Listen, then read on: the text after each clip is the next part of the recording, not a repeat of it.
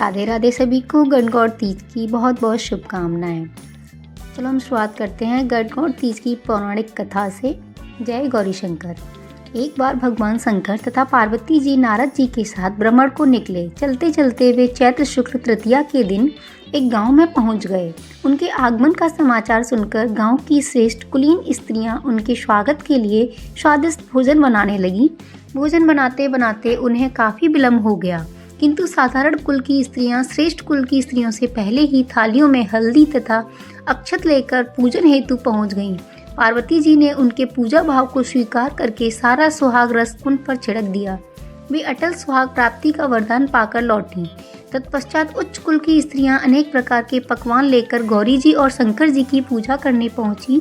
सोने चांदी से निर्मित उनकी थालियों में विभिन्न प्रकार के पदार्थ थे। उन स्त्रियों को देखकर भगवान शंकर ने पार्वती जी से कहा, तुमने सारा सुहाग रस तो साधारण कुल की स्त्रियों को ही दे दिया, अब इन्हें क्या दोगी?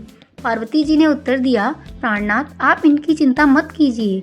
उन स्त्रियों को मैंने केवल ऊपरी पदार्थ से बना रस दिया है, इसीलिए उनका रस धोती से रहेगा, परंतु मैं इन उच्च कुल की स्त्रियों को अपनी उंगली चीरकर अपने रक्त का सुहाग रस दूंगी। यह सुहाग रस जिसके भाग्य में पड़ेगा वह तन मन से मुझ जैसी सौभाग्यवती हो जाएगी। जब स्त्रियों ने यह पूजन समाप्त कर दिया, तब पार्वती जी ने अपनी उंगली चीरकर उन पर छिड़क दी। जिस पर जैसा छींटा पड़ा उसने वैसा ही सुहाग पा लिया। तत्पश्चात भगवान शिव की आज्ञा से पार्वती जी ने नदी तट पर स्नान किया और बालू की शिव मूर्ति बनाकर पूजन करने लगी। पूजन के बाद बालू के पकवान बनाकर शिव जी को भोग लगाया। प्रदक्षिणा करके नदी तट की मिट्टी से माथे पर तिलक लगाकर 2 कण बालू का भोग लगाया। इतना सब करते करते पार्वती को काफ़ी समय लग गया। काफ़ी देर बाद जब वे लौटकर आईं तो महादेव जी ने उनसे देर से आने का कारण पूछा। उत्तर में पार्वती जी ने झूठ ही कह दिया कि वहाँ मेरे भाई भावत आए, मायके वाले मिल गए थे, उन्हीं से बातें करने में देर हो गई। परंतु महादेव तो महादेव ही थे, वे कुछ और ही लीला रचना चाहते थे। अतः उन्होंने पूछा, पार्वती, तुमने नदी के तट पर पूजन करके किस चीज़ का भोग लगाया था और स्वयं कौन सा प्रसाद खाया था? स्वामी, पार्वती जी ने पुनः झूठ बोल दिया, मेरी भावस ने मुझे दूध भात खिलाया, उसे खाकर मैं सीधी यहाँ चली आ रही हूँ। यह सुनकर शिव जी भी दूध भात खाने की लालच में नदी तट की ओर चल दिए। पार्वती दुविधा में पड़ गईं। तब उन्होंने मौन भाव से भगवान भोले शंकर का ही ध्यान किया और प्रार्थना की, हे भगवान, यदि मैं आपकी अनन्य दासी हूँ तो आप इस समय मेरी लाज रखिए। यह प्रार्थना करती हुई पार्वती जी भगवान शिव के पीछे पीछे चलती रहीं। उन्हें दूर नदी के तट पर माया का महल दिखाई दिया। उस महल के भीतर पहुंचकर वे देखती हैं कि वहां शिव जी के साले तथा शैलज आदि सब परिवार उपस्थित हैं।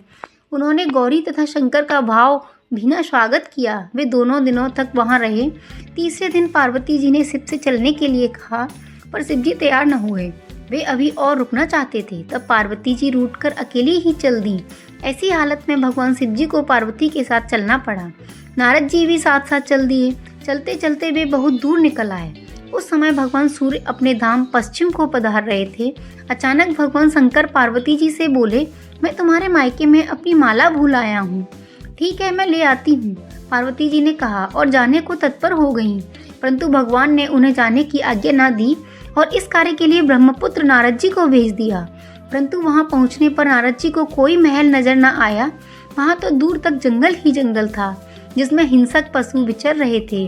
नारद जी वहाँ भटकने लगे और सोचने लगे कि कहीं वे किसी गलत स्थान पर तो नहीं आ गए। मगर सहसा ही बिजली चमकी और नारद जी को शिव जी की माला एक पेड़ पर टंगी हुई दिखाई दी।